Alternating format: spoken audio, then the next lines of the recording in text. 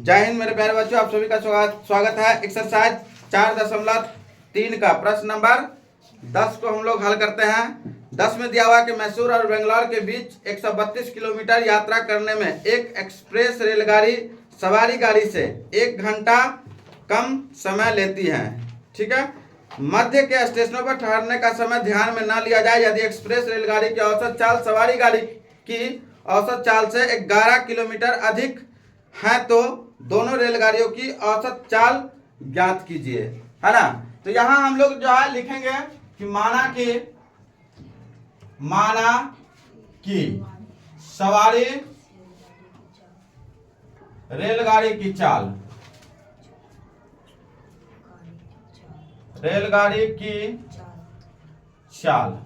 कितना है, तो x किलोमीटर प्रति घंटा, है ना।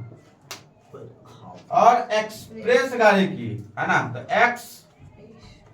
एक्सप्रेस रेलगाड़ी की चाल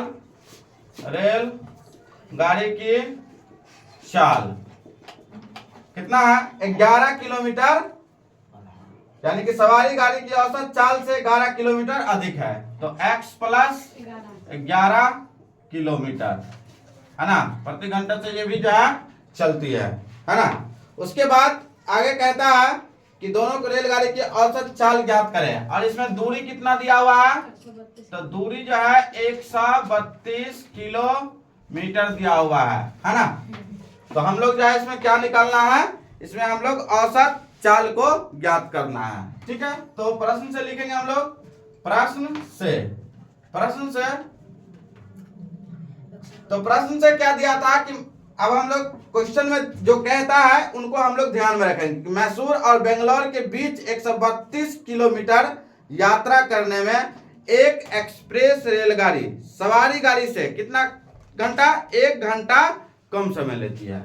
तो हम लोग जो है इसको लिखेंगे 132 बट्टे x माइनस 132 बट्टे एक्सप्रेस रेलगाड़ी की चाल x प्लस 11 बराबर कितना कम समय लेता है, 1 घंटे मात्र कम समय लेता है। तो 1 घंटे कम समय लेता है, तो हम लोग जो है इधर 1 कर दिए। ठीक है। अब दोनों को हम लोग क्या करेंगे, एलसीएम कर लेते हैं। ठीक है।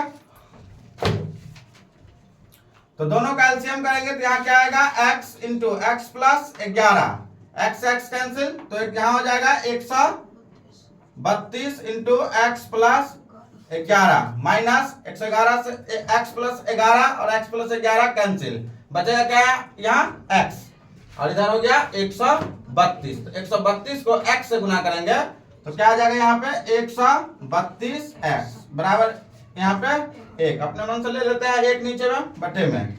चलो इधर जो है गुना कर लो, 132 को x से गुना किए तो 132x प्लस, अब 132 को 11 से गुना कर लो, 132 को 11 से गुना करेंगे तो कितना आ जाएगा,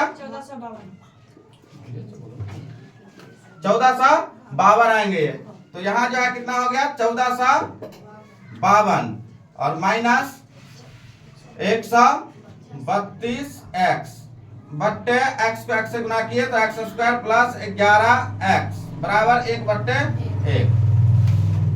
चलिए आगे हम लोग चलते हैं। तो 132x से 132x ये हो गया कैंसिल, इधर हम लोग गुना कर लेते हैं तो यहाँ हो गया x स्क्वायर प्लस 11x, और इधर जो है बराबर से इधर जाएगा तो कितना हो जाएगा 1452, है ना। यहाँ हम लोग 1 से गुना किए 1452 को हम लोग क्या करेंगे, बराबर से इधर लेके आ जाते हैं। तो x square plus 11x minus 1452 बराबर 0। ठीक है। अब 1452 को हम लोग क्या करेंगे, एलसीएम करेंगे तो 2 से देंगे, 2 सत्ते 14, 2 दूना 4, 2 छक्के 12, है ना।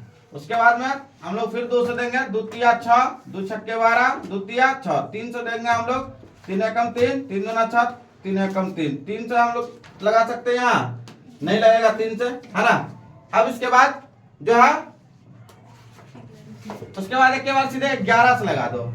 अब यहाँ जो है कितना लगेगा, 11, है ना। 11 से लगेगा तो यहाँ हो गया 11 11 121।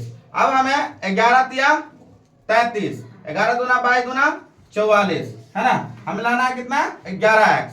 तो यहाँ 44 में से 33x को हम लोग हटा देते हैं तो 11x हमें प्राप्त होता है। तो हम लोग यहाँ लिखेंगे क्या, एक्स स्क्वायर और यहाँ जो है प्लस में x 11x रखना है। तो इसका मतलब है कि 44 को जो है हम लोग प्लस में रखेंगे, है ना। तो यहाँ जो है 33, तो यहाँ हम लोग लिखेंगे -33x प्लस 44x माइनस 1452 बराबर 0। ठीक है, यानी कि 44 में से 13 घटाएंगे तो 11x आ गया। ठीक है, आगे हम लोग x कॉमन लेते हैं इसमें, तो यहाँ बचेगा x। ठीक है, और x माइनस कितना हो गया यहाँ पे 33, तो 33 आ गया। इधर बचेगा प्लस में 44 कॉमन, तो x माइनस यहाँ 33 आ जाएगा। ठीक है, 44 को 33 से गुणा करेंगे 1452 ही आता है, तो x माइनस 30 बराबर 0। ठीक है, चलिए हम लोग आगे बढ़ते हैं।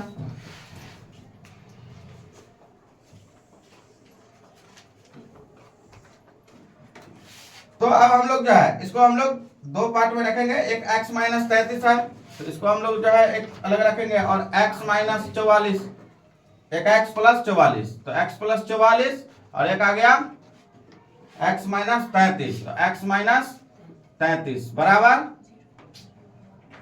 बराबर 0। इसको हम लोग दो पार्ट में डिवाइड करते हैं, तो यहाँ हो गया x प्लस 44 बराबर 0, यहाँ हो गया x माइनस 33 बराबर 0, है ना। अब यहाँ हम लोग करेंगे तो इसीलिए x बराबर -44, कभी भी रेलगाड़ी की चाल ऋणात्मक में होगा नहीं, है ना। तो ये नहीं होगा, डायरेक्ट हम लोग लिख सकते हैं इसको, ये नहीं होगा, और इसीलिए x बराबर प्लस में 33। इसका मतलब हमारा जो है सवारी रेलगाड़ी की चाल जो है कितना है 33 किलोमीटर प्रति घंटे की रफ्तार से चलता है। तो हम लोग लिखेंगे यहाँ पे कि अतः सवारी रेल गाड़ी की चाल कितना 33 किलोमीटर प्रति घंटा, है ना। और एक्सप्रेस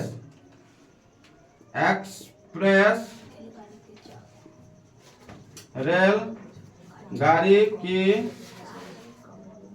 चाल जो है, तो एक्सप्रेस रेलगाड़ी की चाल क्या दिया हुआ है x प्लस 11, है ना। तो यहाँ लिखेंगे हम लोग x प्लस 11, यानी कि x हो गया 33 और प्लस यहाँ हो गया 11, 33 और 11 कितना हो गया 44 किलोमीटर प्रति घंटा, है ना। ये हमारा आंसर हो गया। यानी कि इसके कहने का अर्थ है कि सवारी रेलगाड़ी की चाल जो है कितना, तो सवारी रेलगाड़ी की चाल 33 किलोमीटर प्रति घंटा से चलता है, और एक्सप्रेस रेलगाड़ी की जो चाल है वो 44 किलोमीटर प्रति घंटा की रफ्तार से है। अब देखो यहाँ नाम है सिर्फ, है ना, एक्सप्रेस रेलगाड़ी और सवारी रेलगाड़ी, लेकिन जो चलता है जैसा वो उसका उस टाइप से आंसर आता है। ठीक है, यहाँ जो हम लोग मानेंगे वो हमें यहाँ देखने को मिलेगा। ठीक है।